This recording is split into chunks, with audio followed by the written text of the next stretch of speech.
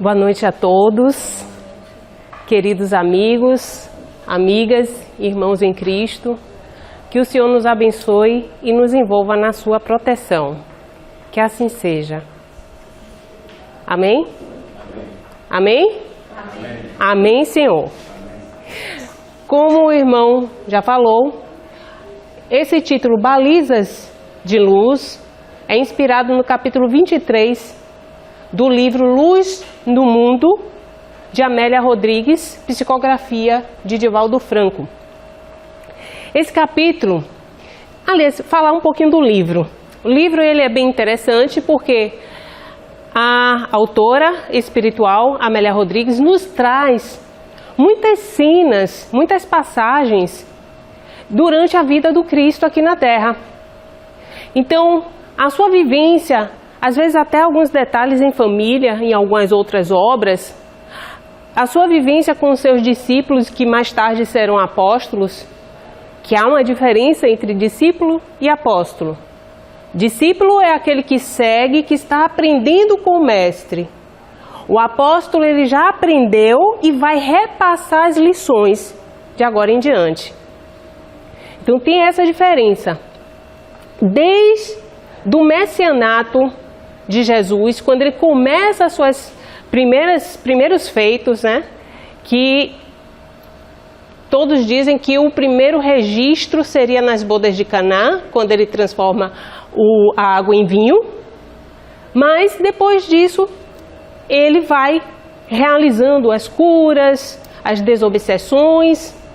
E os discípulos, quando ele angaria os seus discípulos, escolhe os seus discípulos, alguns inclusive até parentes seus, para formar o seu grupo mais tarde apostólico, que serão os 12 apóstolos. Quando ele escolhe, interessante observarmos que são pessoas simples, não tem nenhum doutor da lei entre aqueles discípulos que Jesus chama para a sua missão aqui na Terra, que convida para a sua missão na Terra. São pescadores, agricultores, alguns auditores fiscais, né? Coletores de impostos, como Levi, mais conhecido como Mateus para a gente hoje. Então, pessoas simples, mas espíritos altamente evoluídos para estarem junto do Mestre. Então, a Amélia Rodrigues, ela traz as cenas, as vividas entre eles. E é interessante porque a forma que ela pinta o cenário nos coloca dentro das cenas. Nesse capítulo já 23 Balizas de Luz, como a gente já avançou 23 capítulos, é uma passagem em que Jesus já foi crucificado. Como estão então agora? Imagine, nós aqui, nós que somos simples mortais, estamos estudando todos os dias, estamos cada vez mais nos interessando pelo Evangelho, conhecendo a história de Jesus, porque eu, antes de ser espírita, fui de outras religiões e lhes digo, só conheci Jesus no Espiritismo. E eu sei que hoje Jesus, ele é guia e modelo para mim, não sei se para os outros espíritas. Porque o que eu vejo dentro da doutrina espírita, os amigos, os colegas, os irmãos, os confrades, estudando, lendo, mas não vivenciando. Entra para o espiritismo, mas não deixa o espiritismo entrar dentro dele. Fica cheio de conceitos, mas não coloca esses conceitos na sua vida, na prática. Por isso, quando eu falo, Jesus é guia modelo para a humanidade. É sim, mas eu afirmo que para mim ele é meu guia e modelo, sim. Com toda certeza, com toda franqueza. Enquanto que pessoas da minha convivência, eu vejo que falam muito afirmam muito que Jesus é o guia e modelo, mas não seguem nada do que ele fala. E o que Jesus fez foi vivenciar a sua mensagem. Se ele vem e vivencia, traz seu exemplo, pelos seus atos, pelos seus sentimentos, por que nós temos que ficar somente na teoria? Quando adentramos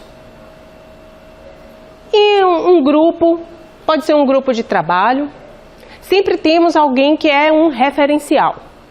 Chegamos num centro espírita, um referencial, geralmente até um palestrante, que não seja eu, claro, né? Mas temos um referencial. Ah, aquele palestrante é o que me agrada, é o que me toca, ele é ótimo. Um grupo de trabalho, pô, o chefe da seção tal, ele é maravilhoso, trata seus funcionários muito bem, cordial, inteligente, elegante. E aí, vamos traçando os adjetivos daquele que nós admiramos, não é isso? Imagine convivendo com Jesus. Você, eu, um de nós aqui, naquele grupo de mais tarde apóstolos, né?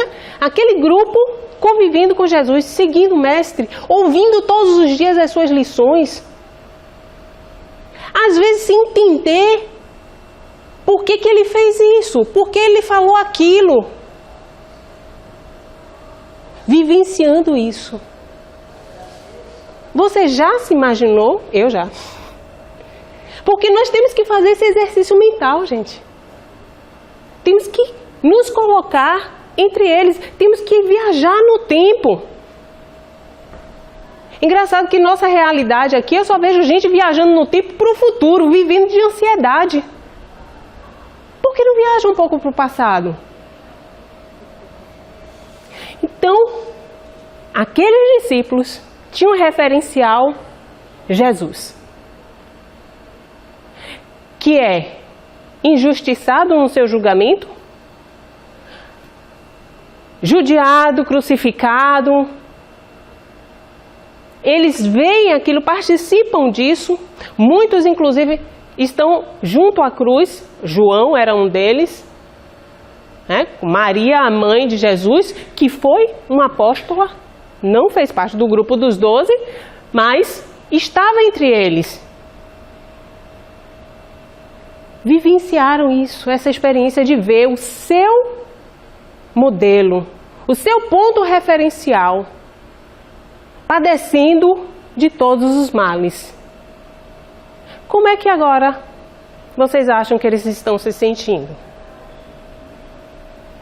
Tudo que eu acreditei que era uma mensagem renovadora, maravilhosa, eu vi curas, eu vi pessoas se estribuchando, se debatendo e de repente estando boas, porque padeciam de obsessões gravíssimas.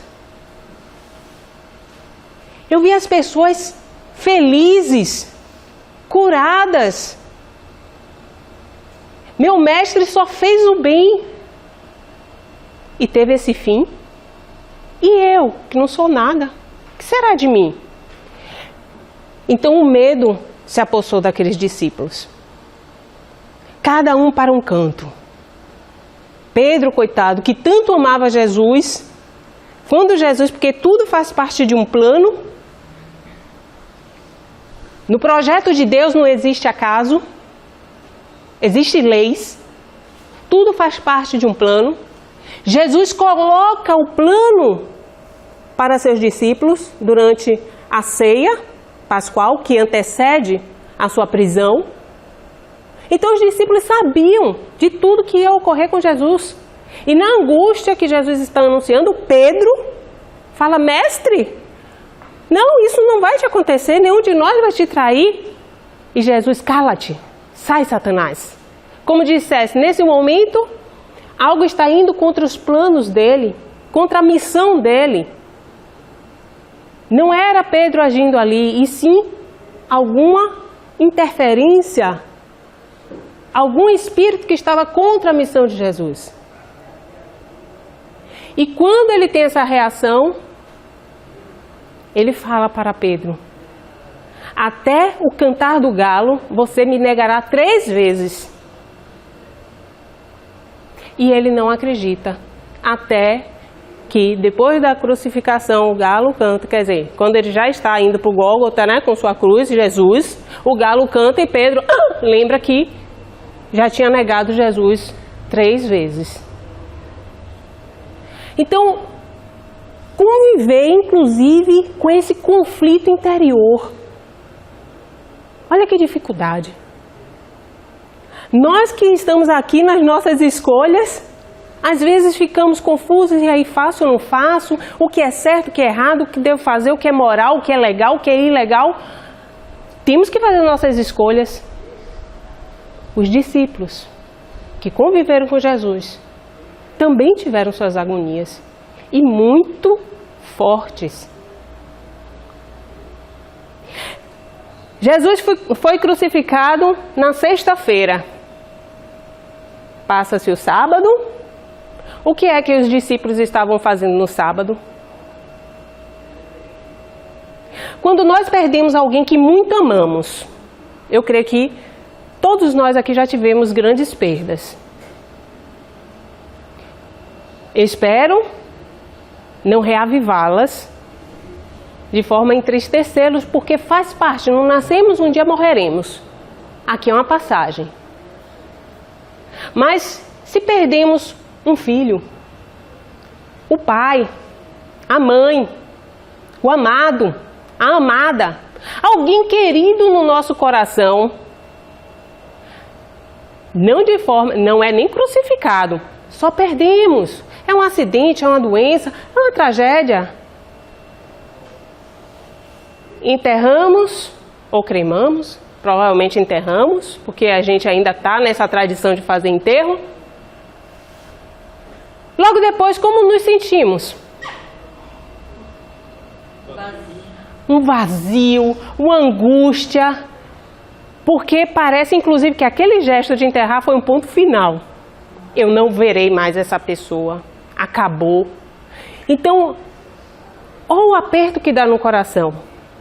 Foi isso que eu estou tentando dar uma ideia do que os discípulos se sentiram. Sentiram essa angústia de perder um ente amado. Não só um ente amado, mas aquele que era para eles um molde a ser seguido. Dá nó no juízo. O que será então que os discípulos fizeram no sábado? Acho que foi o dia da angústia. O dia do questionamento interior.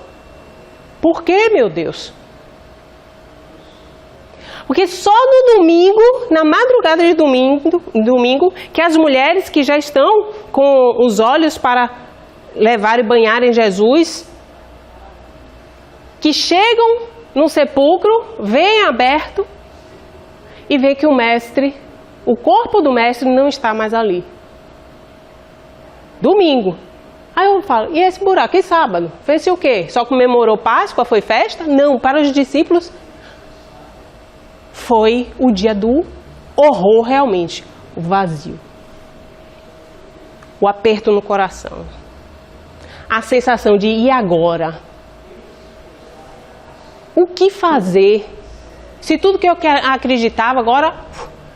Porque uma coisa é Jesus explicar o que vai acontecer.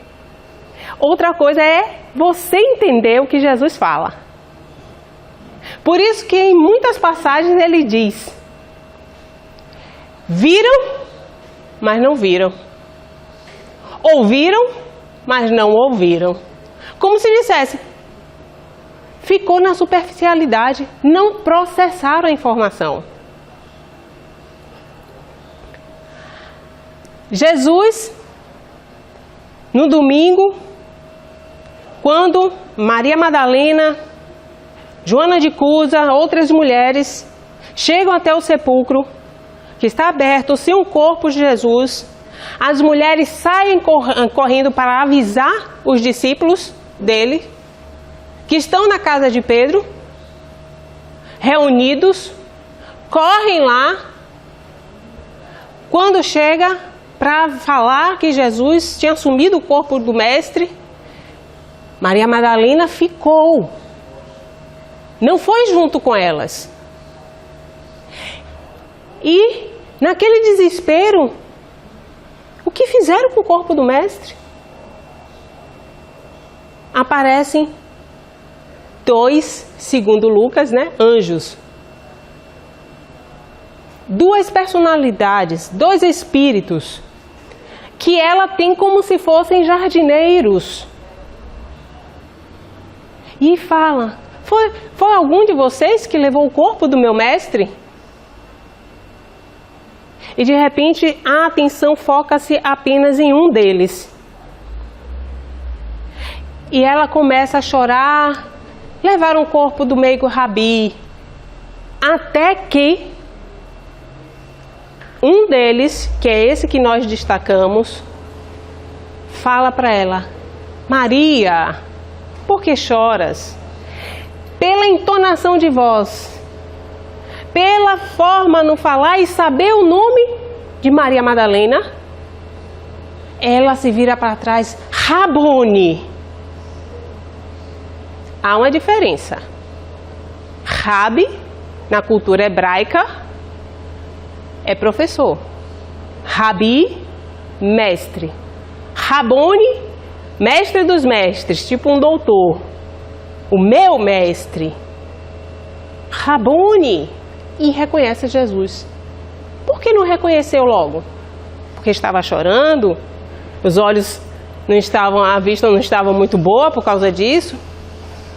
Todas as vezes que nos evangelhos nós percebemos que Jesus reaparece após a crucificação, reparamos que os discípulos dele, aqueles que conviveram com ele, não conseguem identificá-lo de pronto. Só depois. Interessante. Então, com certeza, com a certeza da ressurreição de Jesus, ressuscitava também o sonho daqueles homens simples de propagarem a mais linda história de amor trazida ao planeta Terra. Uma força irresistível os impulsionava para a fraternidade. Quando Jesus reaparece para Maria Madalena, as mulheres falam para Pedro e João, que vão lá correndo e nada veem, ficam desesperados, realmente o corpo sumiu. Nesse mesmo dia, nesse mesmo domingo, Jesus aparece para todos eles em casa. Menos Tomé, que não estava, tinha saído. E todos aí, sim, creem. Nossa, é o mestre mesmo. Imagine Jesus com eles. Aí há uma grande polêmica no espiritismo, porque dizem, o corpo fluídico, aí foi uma materialização, outros dizem que não. Isso no domingo, no mesmo dia que não acharam o seu corpo no sepulcro. Nesse mesmo dia, aparecem para 2 discípulos que estavam saindo de Jerusalém, indo em direção a Emaús. Fica com esses discípulos que não o reconhecem de pronto, encontra eles durante o caminho, fala com eles. Eles perguntam: você tem onde jantar, onde pernoitar? E ele: não, então vamos conosco. Aí sentam para comer enquanto estão fazendo as refeições. Tudo que Jesus falava, eles começaram a concatenar, associar. Nossa, parece o mestre falando. De repente, quando eles olham, eles veem Jesus. Outra vez, a dificuldade de identificar estava com eles, caminhando, ceando. A dificuldade de reconhecer Jesus, quando ele reaparece depois da sua crucificação. Ainda 8 dias se passam e Jesus reaparece novamente na mesma casa, para seus discípulos e agora, sim, Tomé está presente. Tomé que diz, eu sou vindo para crer. E não bastou ver, Tomé foi lá colocar a mão na ferida da lança de Longinus, né, que Longinus feriu aqui nas costelas de Jesus. Foi necessário Tomé tocar. E Jesus fala, feliz daquele que, não vendo, crê. Não precisa estar junto, ou seja, não precisou de um fenômeno para crer. E nós transportamos isso para o Espiritismo. Por isso que eu acho que há dificuldade dos irmãos deixarem o Espiritismo, a doutrina espírita entrar neles.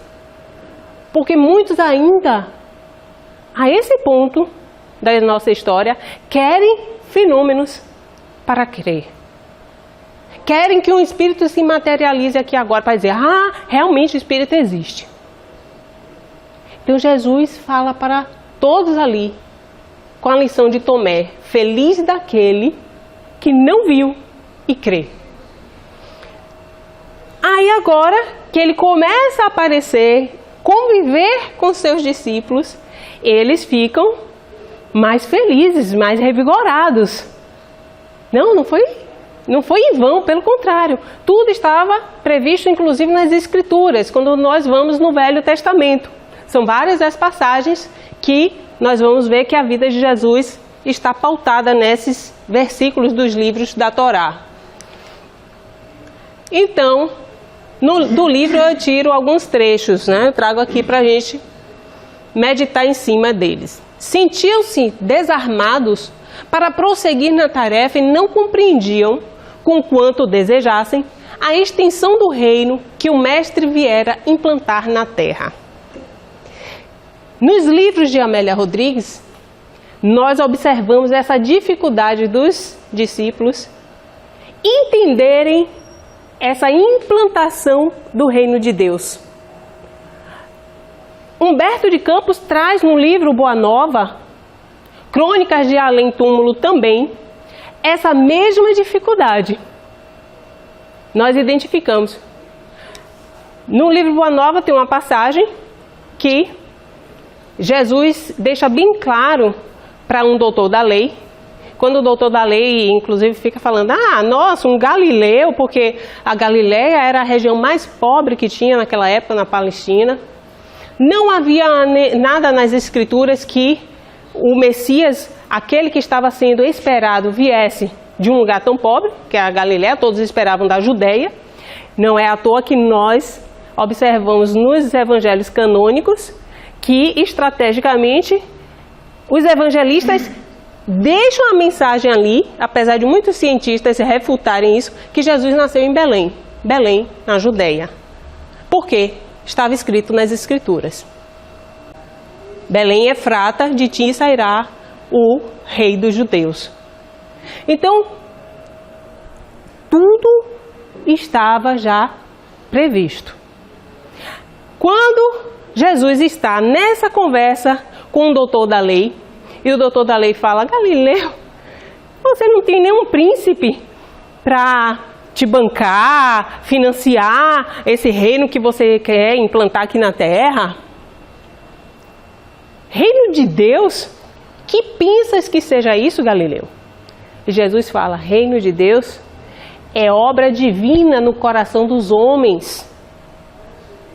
Já deixando claro que reino de Deus não é nada exterior, e sim interior. Porque nós buscamos as respostas sempre fora de nós. Interessante que as pessoas, algumas pessoas, quando estão desesperadas, vêm conversar comigo. Essa semana teve uma que foi até... eu fiquei com pena, porque ela, no desespero, virou assim... Foi uma dissolução de união, uma união que já durava 12 anos. E ela, mas como que de uma hora para outra isso acontece? Não, assim. Aí eu virei, nada acontece de uma hora para outra. Quando Chico Xavier fala com Emmanuel a respeito dos projetos dos livros. Chico vira assim: como que eu vou estar capacitado para escrever tantos livros como você está querendo, Emmanuel? E Emmanuel fala: disciplina, disciplina, disciplina. Como se dissesse, tudo para a nossa vida, para nossas empreitadas terem sucesso, precisamos ter disciplina, disciplina, disciplina.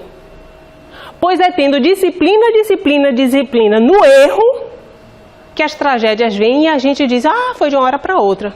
Não, não foi de uma hora para outra. Não foi. Você não estava vendo que você, todos os dias, estava negligenciando algo.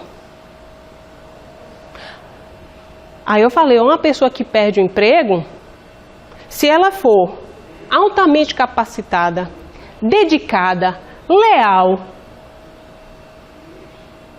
realmente, como explicar que uma pessoa dessa perde o emprego? Quem seria capaz de demitir um funcionário exemplar, que dá bastante lucro para aquela empresa? Um louco, né? Iria demitir. Vai demitir quando vai para... Vamos fazer aqui uma baixa de gente, vamos fazer uma seleção. Há critérios para isso. Quem falta mais, quem adoece mais, quem tem baixa produtividade. Tudo isso é analisado. Então, quando a pessoa fica desempregada, de uma hora, porque precisou baixar as coisas? Mas por que você foi cortado? Provavelmente, quando você está ali naquele contexto, tinham pessoas se destacando, se dedicando mais. Disciplina, disciplina, disciplina que você não teve. Uma amiga minha que estava estudando para concurso, né, junto comigo, aí ela virou assim: não é possível, a gente já estuda já há 2 anos e não passa. Aí eu cheguei: olha, eu sei que eu vou passar, graças a Deus já passei. Por quê? Disciplina, disciplina, disciplina. Era porque eu queria? Não, mas era porque eu precisava. Então eu sabia do que era necessário fazer. Enquanto isso, ela estava indo para a praia, estava indo para o shopping. Eu levei 1 ano praticamente sem entrar num shopping, porque eu tinha outro objetivo, um objetivo igual ao dela. Mas a disciplina dela era acompanhar a novela todos os dias, porque ela não perdia um capítulo. Era o fim de semana, era sagrado ter a praia dela. Enquanto isso, eu estava estudando. Então, a diferença das disciplinas. Aí, quando saiu o resultado, ela falou: ah, de uma hora para outra você passou? Não, nada é de uma hora para outra. Nós colhemos o que plantamos. Jesus fora-lhes o amigo divino, é verdade, mas acima de tudo, tornara-se o celeste condutor das suas vidas.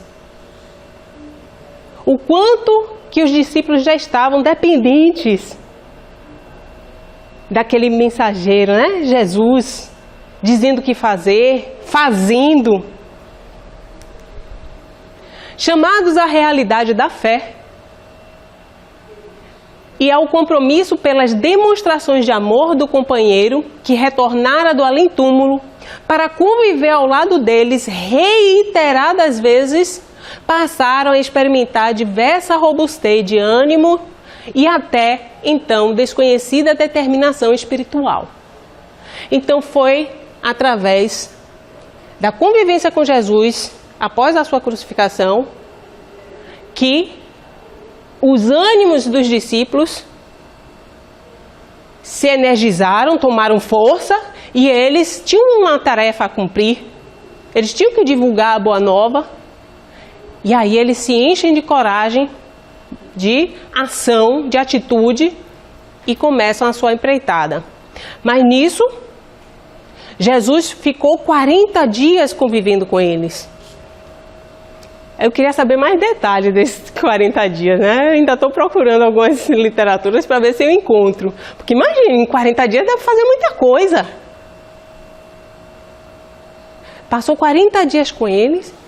Se despediu, agora sim eu vou para o meu Pai, fiquem com Deus. Não pode nem dizer fiquem com Jesus, porque é Ele que está partindo, né? Fiquem com Deus, fiquem na paz. E aí, vai embora.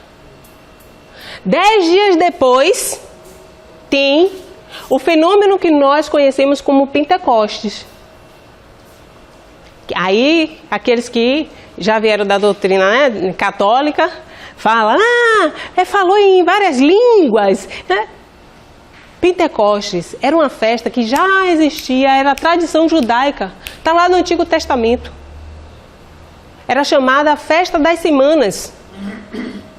Depois que se colhia todos os grãos das safras, fazia-se essa festa de Pentecostes, que era 50 dias depois da última colheita. Ou seja, 50 dias depois da Páscoa. E aí, coincidentemente, porque Jesus não fala, é no dia de Pentecostes que o Espírito Santo, ou seja, a pleia de Espíritos virá sobre vocês. Ele fala, ele apenas virá, não diz o dia. E quando chega justamente na festa de Pentecostes, é que há esse fenômeno. Que desce o Espírito Santo sobre os discípulos apenas? Não. Sobre todos os seguidores de Jesus. Como era uma festa, muita gente de Jerusalém, aí nós falamos, né? Cerca de 3.000 homens receberam intuição, ou seja, mediunidade. Receberam o poder de fazer curas, de fazer desobsessões, de ter uma intuição mais aguçada, de ouvir. Então, quando a gente fala sobre esse fenômeno, porque já vieram me perguntar, né, Karine, e o Espírito Santo? É fácil dizer, é um conjunto de espíritos santos, vamos dizer assim. O Espírito Santo é o fenômeno. É o fenômeno. É você recebendo o potencial mediúnico que os espíritos veem e começam a auxiliar nessa tarefa de divulgação. É quando surge o cristianismo. É quando os discípulos viram apóstolos e viram assim, não, nós vamos pregar, vamos implantar a boa nova, vamos levar, como Jesus falou, leva a palavra para todos,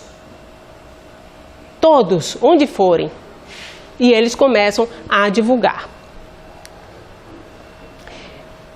Ainda no livro Balizas de Luz, no capítulo, tem esse trechinho que eu acho interessante, que já é a experiência dos apóstolos realizando fenômenos, porque eles tinham dificuldade em realizar fenômenos. Eles acompanhavam Jesus e tem até um exemplo que quando eles vão fazer uma desobsessão não conseguem.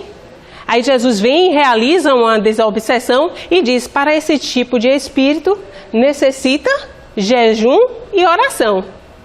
O jejum não era um jejum de ficar sem comer, era um jejum espiritual, um jejum moral, que Jesus já tinha. Então eles, quando agora, sozinhos, começam a realizar os seus feitos, Pedro faz uma cura de um paralítico. Aí toda a população que está ao redor diz, é ele o Messias. Ou seja, não é mais o Jesus, né? Era só realizar algo fenomenal, sobrenatural, que eles já ficavam aguçados. Então, acharam aquele feito uma coisa extraordinária. Pedro, na sua humildade, fala, israelitas, por que vos maravilhais deste homem?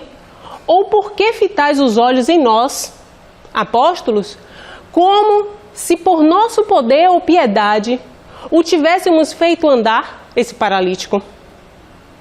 O Deus de Abraão, de Isaque e de Jacó, o Deus de nossos pais, glorificou a seu servo Jesus, a quem entregastes e negastes perante Pilatos. Quando este havia resolvido soltá-lo, negastes o santo e justo, pedindo que se vos desse um homicida. Matastes o autor da vida, a quem Deus ressuscitou dentre os mortos, do que somos testemunhas. Então, é uma atitude que nós temos que destacar e observar do apóstolo. Dos apóstolos, mas agora nesse caso em si que eu trago de Pedro. Porque aqui conosco já ia nos envaidecer. Ah, ela conseguiu, ela conseguiu. Ah, eu que não conseguisse, ainda bem que consegui. Porque é assim, enquanto queremos ter o poder, nós não conseguimos conciliar com o lado espiritual. Poder e humildade é muito difícil você conciliar. Tem uma passagem nesse mesmo livro, Luz do Mundo, que Tiago questiona Jesus sobre isso. Tiago fala: mestre, como que nós vamos conciliar a nossa vida de encarnados, ou seja, né, aqui na matéria, porque temos necessidades materiais. Temos reações em função de sermos carnais. Como que vamos conciliar com a vida espiritual? Aí Jesus fala, realmente não devemos servir a Mamon e a Deus ao mesmo tempo, os dois deuses. Você vai ter que optar. E é aí que está exatamente o cerne da questão, por que as pessoas não conseguem deslanchar a sua vida espiritual. Porque quando chegam as tentações da vida material, o prazer, o lazer, isso lhe desperta para o lado material. Então, sempre que nós vamos para um lado da balança, o outro vai ficar desequilibrado. Isso é notório. É uma questão de escolha. Ainda hoje as perseguições aos paladinos do bem e aos servidores do Cristo não cessaram. Mudaram os tempos, modificaram-se os métodos da insana campanha contra o Cristo, ora disfarçados e sutis, conspirando contra os que se entregam, discípulos estoicos do herói da cruz, com devoção ao programa de redenção humana.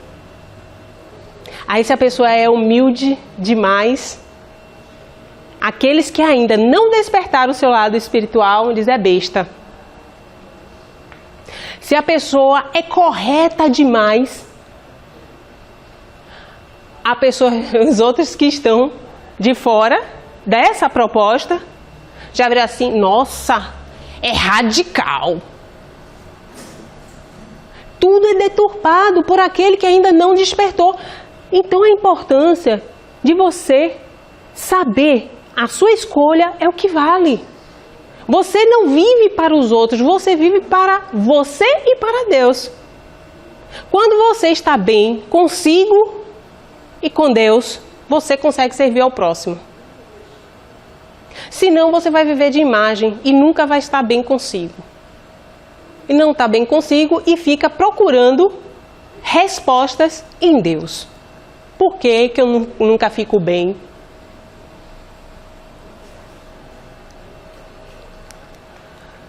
Hoje, como ontem, retornam as vozes e falam os chamados mortos, alentando e revigorando as consciências, atestando a saciedade, a indestrutibilidade do espírito e a realidade da vida após o túmulo. A promessa de Jesus: se me amais, guardai os meus mandamentos. E eu rogarei a meu Pai, e ele vos enviará outro Consolador. O Espírito de verdade, que o mundo não podia receber, porque não o via e não o conhecia. Jesus está falando isso, vamos arredondar, há 2000 anos atrás. Mas essas palavras, se ele falasse aqui agora na minha frente, eu ia dizer, é verdade. Porque até hoje, nós temos dificuldade de entender a proposta de Jesus. Aí vem o Espiritismo, destrincha, mastiga a informação para nós e mesmo assim a gente não compreende. Não compreende. Às vezes acha justo, bonita a resposta, mas não entende com profundidade de ter esse conceito para si. Mas vós conhecê-lo-eis todas as coisas e vos fará recordar tudo o que vos tenho dito. Esse Espírito de verdade é Jesus e os Espíritos seus auxiliares também. A pleia de Espíritos que nós temos na introdução, inclusive do Evangelho segundo o Espiritismo, a mensagem do Espírito de verdade, e deixa muito claro que é uma manifestação dos ministros de Jesus, dos seus auxiliares. O Consolador prometido na doutrina espírita, o Espiritismo. Porque os ensinamentos do Espiritismo abrangem todas as coisas, esclarecem de onde viemos, para onde vamos, por que estamos na Terra. Vocês sabem por que nós estamos na Terra? Vocês sabem qual é a missão de vocês aqui na Terra? Pelo menos agora encarnados, qual é a nossa missão? Pronto. Assim nós resumimos os mandamentos, né? Amar a Deus acima de todas as coisas e ao próximo como a si mesmo. Já estamos realizando isso. Com certeza, não é? Em pleno vapor.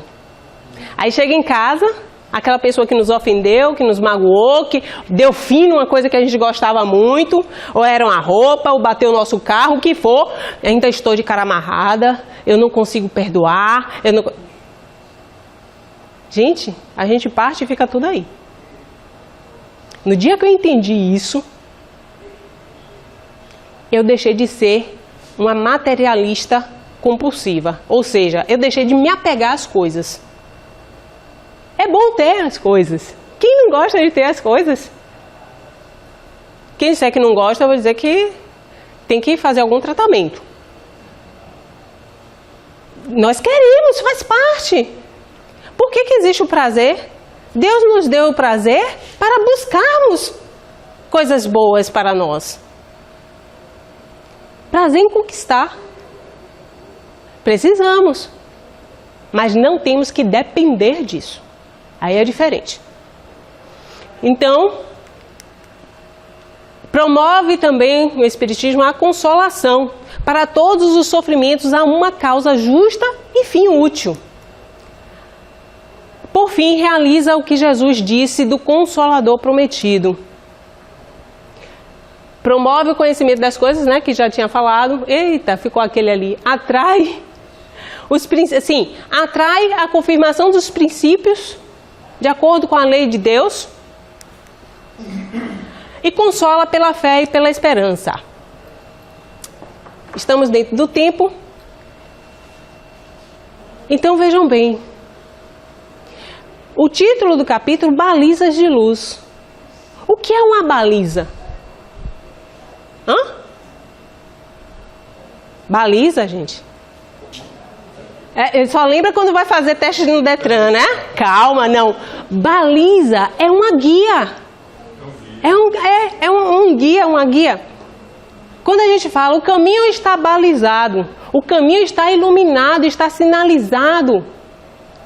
Então nós não estamos perdidos no mundo. Nós não estamos com aquela sensação de que Jesus acabou de ser crucificado. Não! Ele deixou tudo para nós. Quando estudamos com amor a sua doutrina, as suas lições, quando seguimos os seus ensinamentos, a nossa vida passa por uma transformação natural. Os valores modificam. É o que chama a reforma íntima ser martírio de Hermance Defoe, né? Ser martírio por quê? Quando você faz com amor, vem naturalmente. Então, tenhamos como a nossa baliza, nosso caminho, a verdade e a vida, Jesus. E se quisermos melhor entendê-lo, vamos recorrer aos livros da codificação. Porque tem gente que passa 30 anos fazendo evangelho no lar, só com o evangelho segundo o Espiritismo, mas nunca leu o livro dos Espíritos. Se leu, nunca estudou, que é diferente. Eu nem sei quantas vezes eu li o Livro dos Espíritos, mas agora, estudando em grupo, eu estou na 5ª vez. Então, busque. O Espírito, ele é movido por pensamento e vontade. Se você não acionar a sua vontade, ninguém fará por você. Muita paz, muita luz.